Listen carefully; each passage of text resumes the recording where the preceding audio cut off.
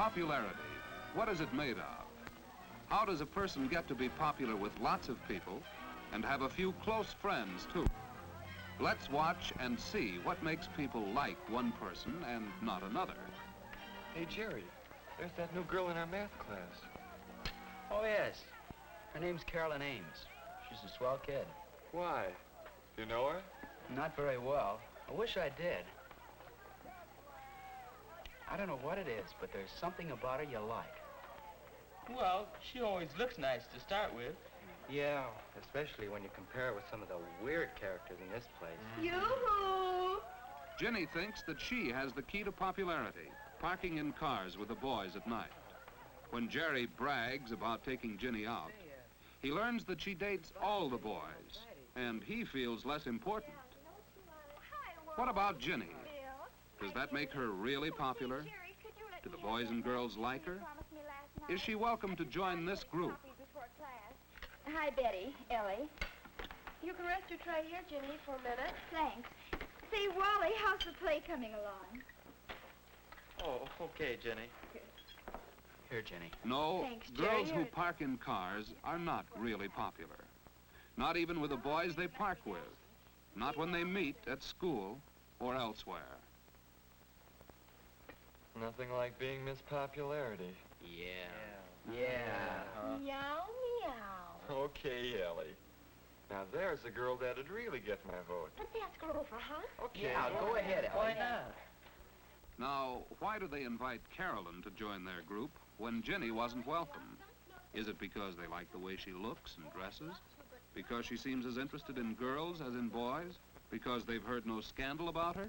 I guess you know everybody, don't you, Carolyn? Hi. Well, I've seen you around. Betty Richards, Carolyn Ames. Betty's the lead in our class play. Oh, yes. I looked in on it so yesterday. We're all in on it in one way or another. I'm on the costume committee. And Jerry and I are stagehands. Two among a dozen or so. How about you, Wally? Where do you fit in all this? Oh, I'm a one-man team that does a job with no glory attached. I gather the props together, and boy, what a headache. You sound like you need a helper. Could I lend a hand? Would you? I mean, would you really? Sure, I'd like it. I don't know anything about props, but I could learn. Well, I need some help, too, Carolyn. Hey, lay off. I saw her first.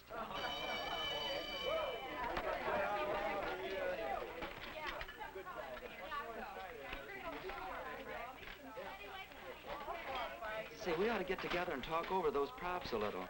Could you meet me backstage at 3:15? Oh, that'd be fine, Wally. See you at rehearsal. I think maybe I'll take Carolyn to the dance Saturday night. Well, better go ahead and ask her if we could work out a double date. Ah, Saturday's soon enough.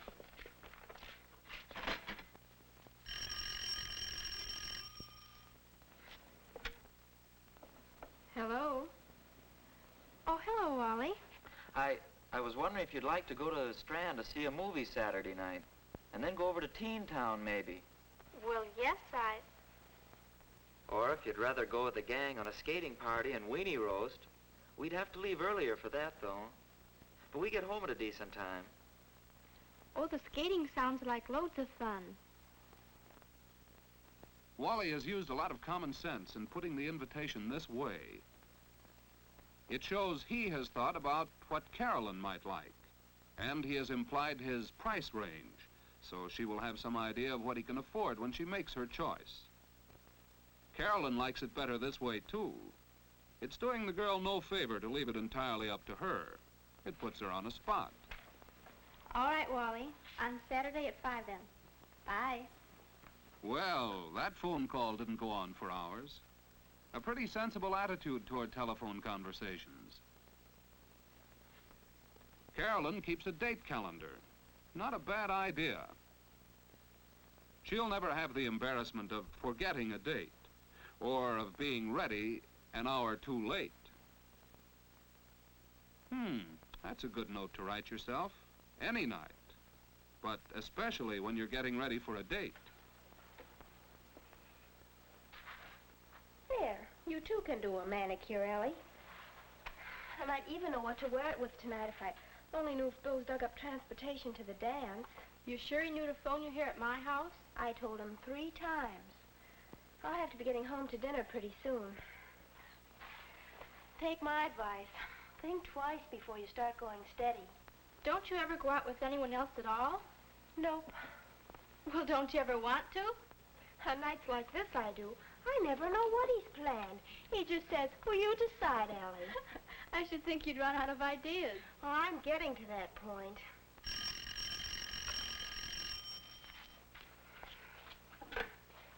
Hello? Oh, hello, Jerry. Oh, the props are coming along all right. That's good. Hey, Carolyn, how about a date?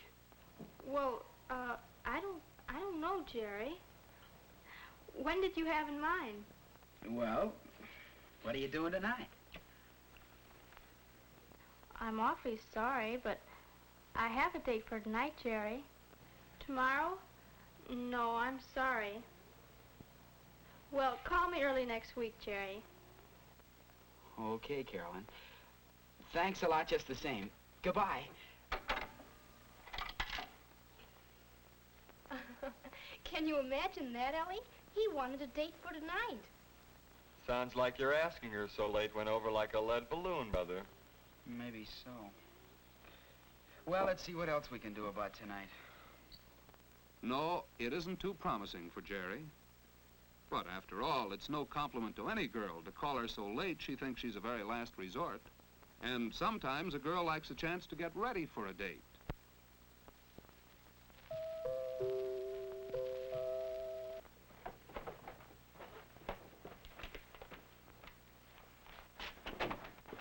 Hello, Wally. Come on in. Hello yourself. Gee, look at you, all ready and right on time, too. That's a good deal. Thanks. Mother, are you busy? I'd like you to meet my father. Dad, this is Wally Johnson. Well, hello, Ollie. How do you do, Mr. Ames? Here I am, darling.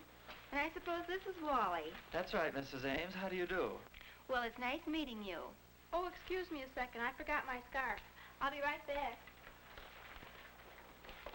Don't let me interrupt your eating, Mr. Ames. Well, thanks, Wally. I was just looking into the world of events before we go to dinner. I tricked him into taking me out tonight. I understand you're having a little trouble with the props for the play. Oh, not too many now.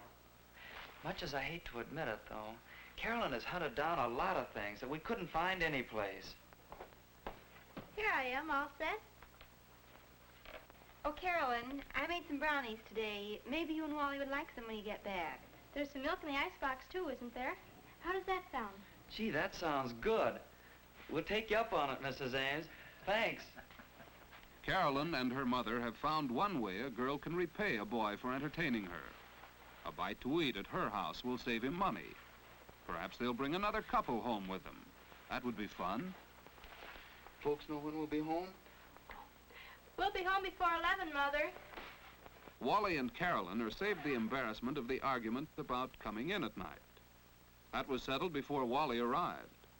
The hour was decided after considering such things as where Carolyn and Wally are going on their date, whether tomorrow is a school day, and how many dates she has had recently. Do you have your key, dear? The family knows Carolyn will stick to her word. All right. Have fun, you two. I'll take good care of her, Mrs. Ames. Bye. Bye. Goodbye. Goodbye. Wally felt at ease with Carolyn's parents and will be eager to return to her home. They liked him, too. He is proud to be with Carolyn because she looks well, is friendly with everyone, and is considerate of their feelings. She likes him for these same reasons, and also because he is fun to be with. Home, parents, and personality all help boys and girls to be popular.